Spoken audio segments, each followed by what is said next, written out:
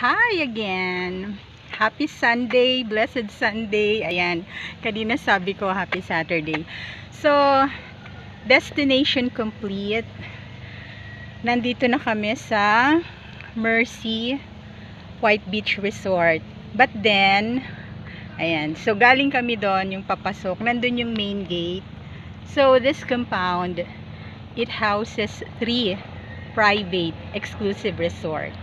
So, first is the G Resort, which is included din yan sa aking bucket list ba? Tama? Okay. So,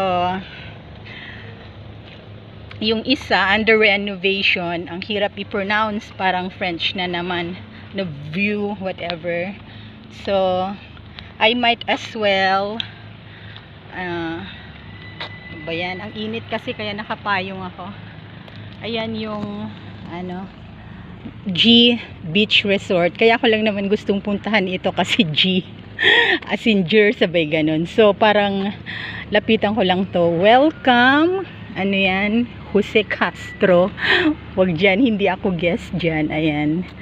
So may paakyat doon siguro bahay ng may-ari ng compound na ito. So maraming naka-check-in sa G Beach Resort. Actually, nalampasan ko yung mga motorist. Mahilig ako sa motor. Ayan.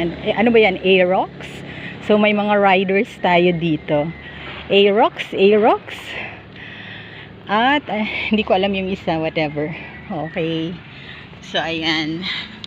Oops, 149, 150. Cut ko muna. Maubusan ako ng battery.